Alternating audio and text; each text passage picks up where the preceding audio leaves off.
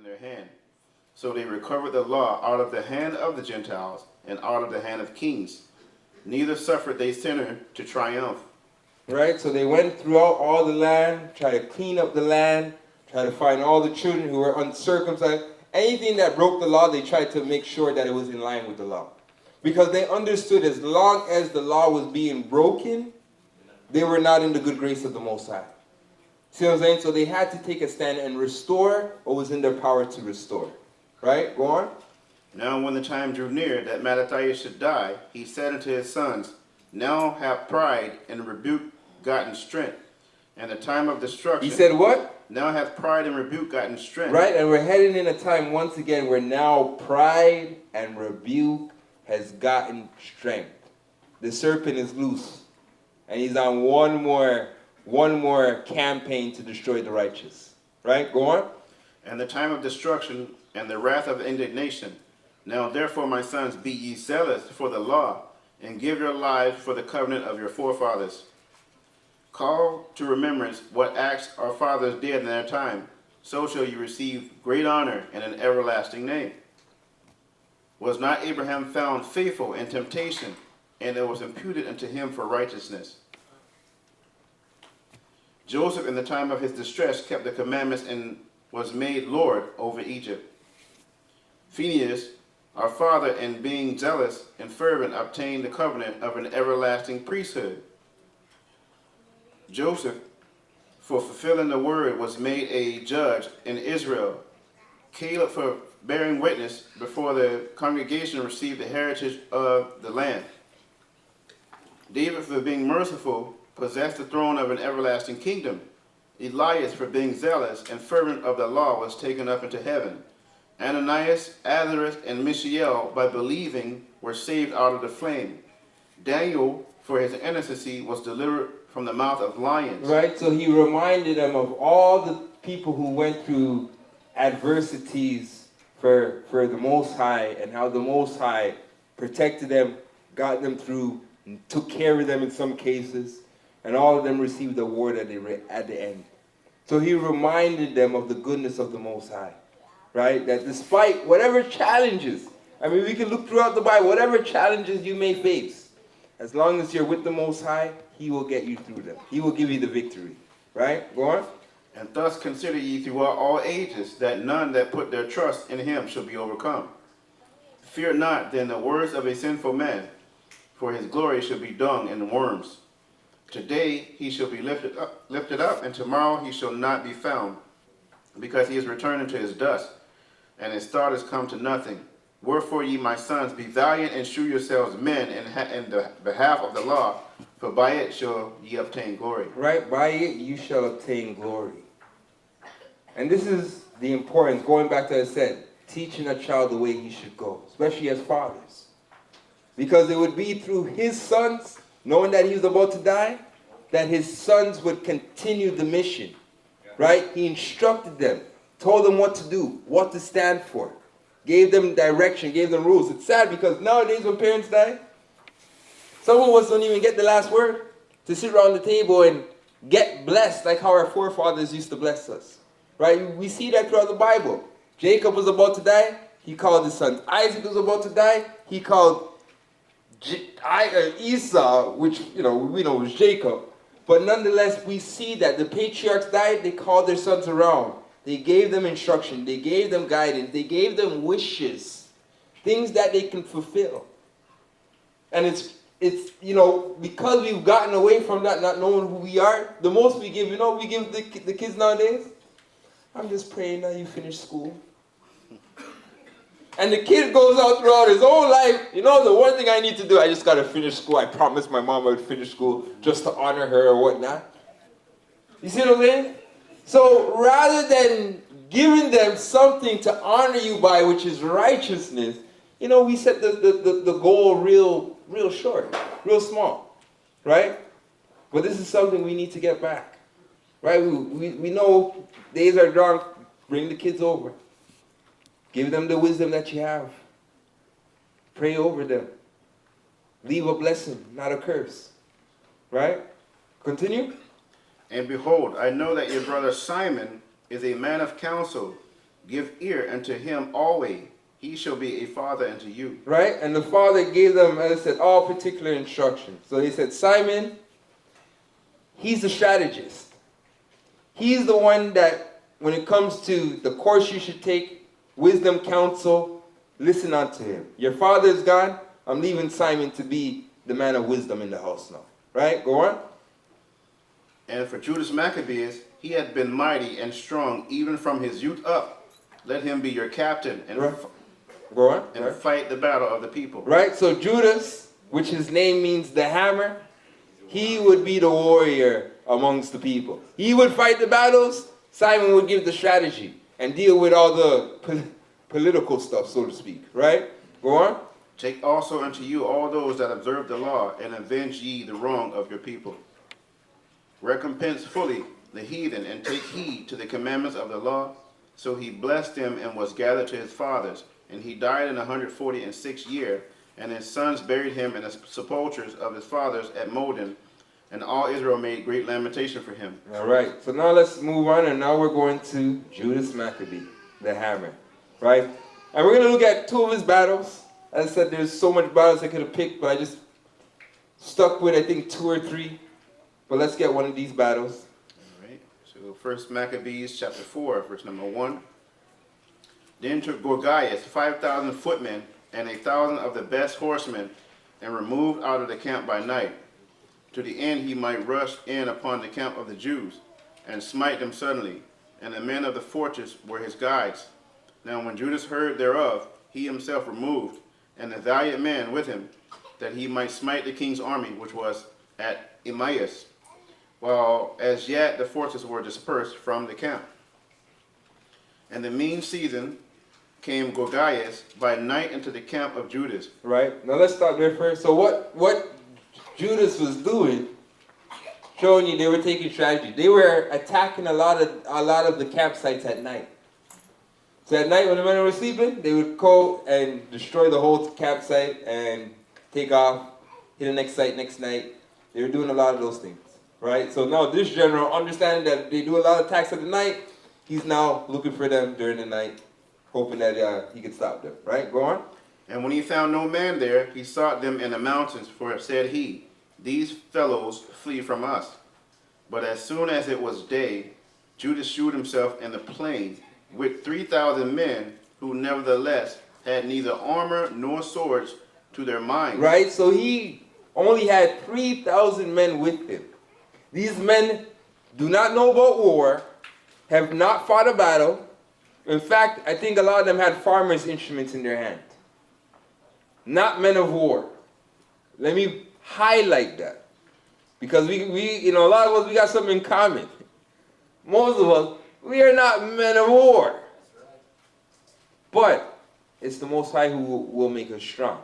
And we have to understand that, right? So go on.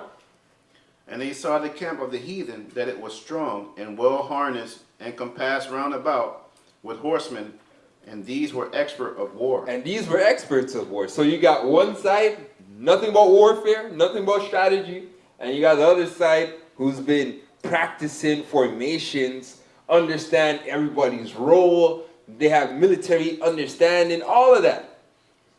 Now, for many of us, we were facing this scenario. We're like, Deacon, we need to get out of here. We're out muscled here, right? We're out guns, we're out muscle, we're out man. There's nothing there's no way we're going to win this battle, right? Go on. Then said Judas to the men that were with him, Fear ye not their multitude, neither be ye afraid of their assault. Remember how our fathers were delivered in the Red Sea, when Pharaoh pursued them with an army.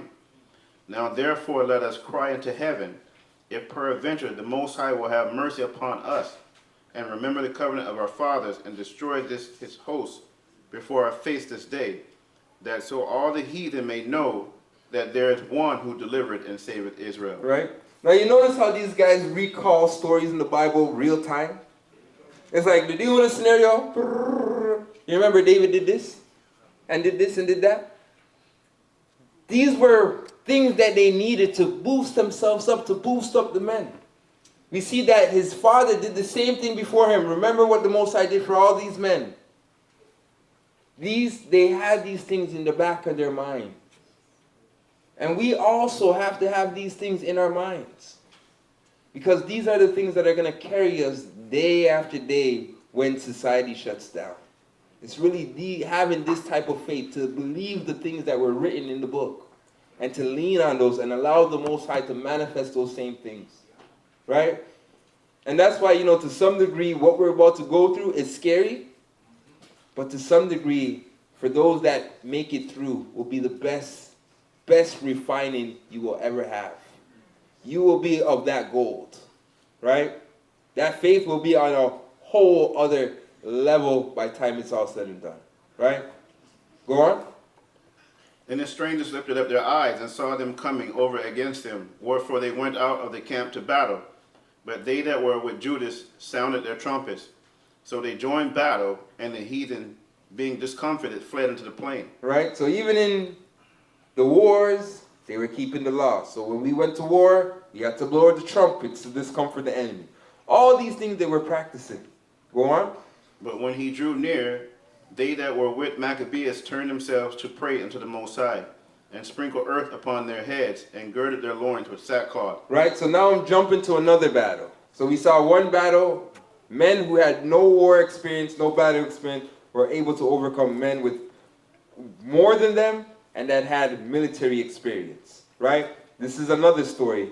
Same people, but this is just a different battle. But let's get this one. 2 Maccabees chapter 10. All right.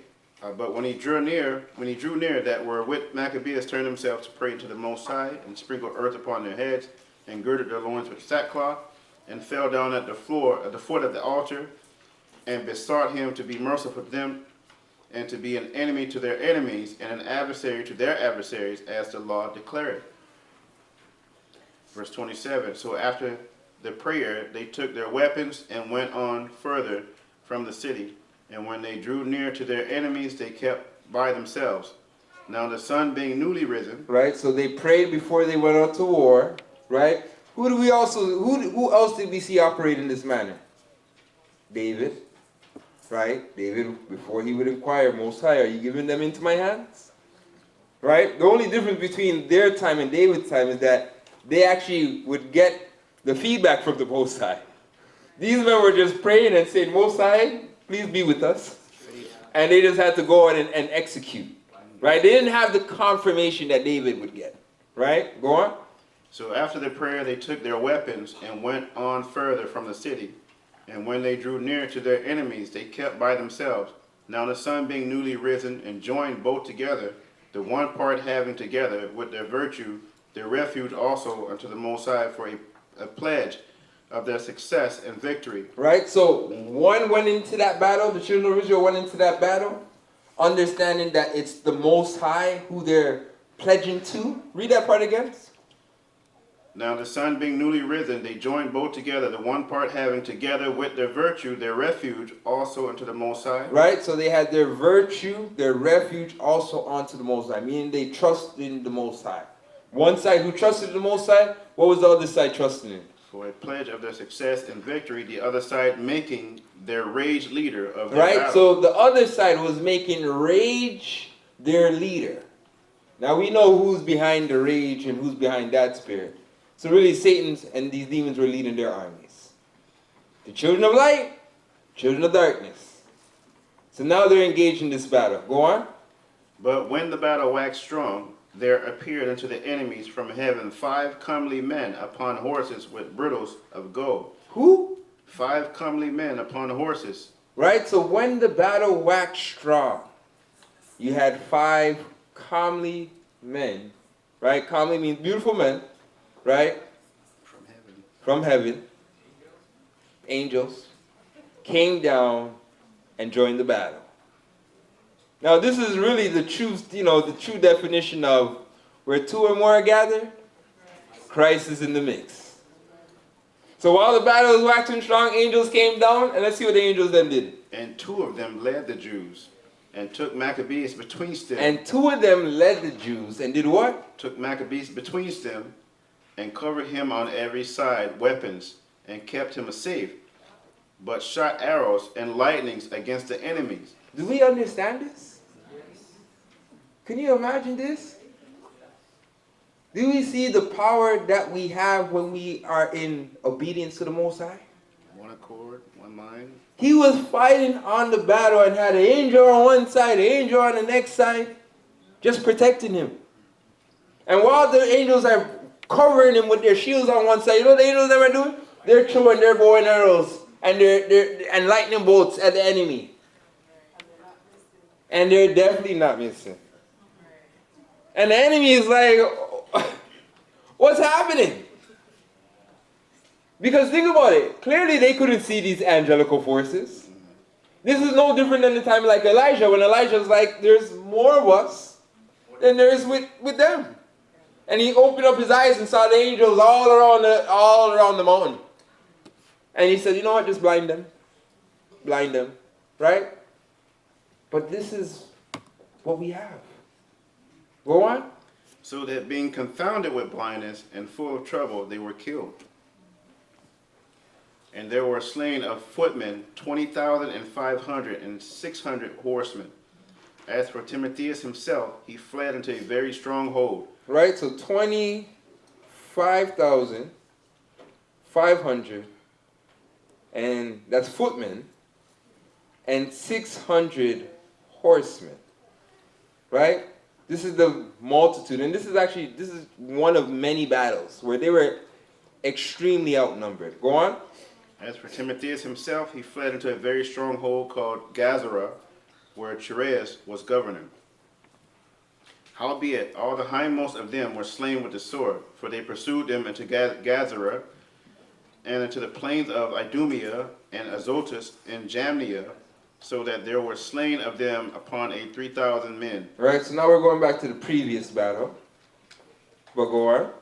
This done, Judas returned again with his host, pursuing them, and said unto the people, be not greedy of the spoil, inasmuch as there is a battle before us. 1 Maccabees 4, 1 and 15 and 17. All right, verse number 18. And Gocc and his host are here by us in the mountain. But stand ye now against our enemies and overcome them, and after this ye may boldly take the spoils. As Judas was yet speaking these words, there appeared a part of them looking out of the mountain, who when they perceived that the Jews had put their host to flight and were burning the tents, for the smoke that was seen declared what was done. When therefore they perceived these things, they were sore afraid, and seeing also the host of Judas in the plain ready to fight, they fled everyone into the land of strangers. Then Judas returned to the spoil of the tents, where they got much gold and silver, and blue silk, and purple of the sea, and great riches. Verse 24, after this they went home, and sung a song of thanksgiving and praise to the Most High in heaven, because it is good, because his mercy endureth forever. Thus Israel had a great deliverance that day. Now all the strangers that had escaped came and told Lysis what had happened. Right, so these are all the brothers that have the same spirit as Jason. Right? They're mad. Israel's back in order. They're serving the Most High again. People are having fun. They have a problem with this. So they went and complained again. Go on. Who when he had heard thereof was confounded and discouraged, because neither such things as he would were done unto Israel, nor such things as the king commanded him were come to pass. The next year, therefore, following Lysis, gathered together 70,000 choice men of foot, and 5,000 horsemen, that he might subdue them. So they came into Idumea and pitched their tents at Bessara, and Judas met them with 10,000 men. And when he saw that the mighty army, he prayed and said, blessed art thou, O Savior of Israel, who didst quell the violence of the mighty man by the hand of thy servant David, and gavest the host of strangers into the hands of Jonathan, the son of Saul, and his armor-bearer. Shut up this army in the hand of thy people Israel, and let them be confounded in the power and horsemen. Make them to be of no courage, and cause the boldness of their strength to fall away, and let them quake at their destruction. Cast them down with the sword of them that love thee, and let all those that know thy name praise thee with thanksgiving. So they joined battle, and there was slain of the host of Lysias about 5,000 men, even before them were they slain. Now when Lysias saw his army put to flight, and the manliness of Judah's soldiers, and how they were ready either to live or die valiantly, he went into Antiochia, and gathered together a company of strangers, and having made his army greater than it was, he proposed to come again into Judea. Then said Judas and his brethren, Behold, our enemies are discomfited. Let us go up to cleanse and dedicate the sanctuary. Upon this, all the hosts assembled themselves together, and went up into the Mount Zion. 38. And when they saw the sanctuary desolate, and the altar profaned, and the gates burned up, and shrubs growing in the courts as in the forest. Right, just to show you the length of time that has passed. Came to the point where wild, plants were growing up everywhere. Weeds were growing up everywhere, should I say. Right, because there was really, the temple stayed desolate for, I'm going to say minimum 3 years, if not more. Right? Go on. Or in one of the mountains, yea, and the priest's chambers pulled down, they rent their clothes and made great lamentation, and cast ashes upon their heads, and fell down flat to the ground upon their faces, and blew in alarm with trumpets, and cried toward heaven. Then Judas appointed certain men to fight against those that were in the fortress, until he had cleansed the sanctuary. So he chose priests of blameless conversation, such as had pleasure in the law, who cleanse the sanctuary and bear out the defiled stones into an unclean place. Right, and this is really shows their determination, right? So while war is still happening, because they still had the evil men in the citadel, while they're still warring with them, they're like, nah, we'll hold off these guys. We need you guys to sanctify the holy temple. Because as long as the Most High's house is in disarray, without order, we're still not fulfilling the obligations of the law. Because this is the house that we're supposed to bring our burnt offerings. We're supposed to do, ceremonies and things within this house. So their dedication, they're like, no. Because think about it, some of us would say, no, we got to hold off these guys. I need all the forces on the front line. They realized that their defense was the Most High. And they had to make sure everything was according to the law of Moses, to be back, to restore peace unto Israel. Right? Go on. And when as they consulted what to do with the altar of burnt offerings, which was profaned, they thought it best to pull it down, lest it should be a reproach to them, because the heathen had defiled it. Wherefore they pulled it down, and laid up the stones in the mountain of the temple in a convenient place, until there should come a prophet to shew what should be done with them. Then they took whole stones according to the law, and built a new altar according to the former, and made up the sanctuary and the things that were within the temple, and hollowed the courts. They made also new holy vessels, and into the temple they brought the candlestick, and the altar of burnt offerings and of incense, and the table.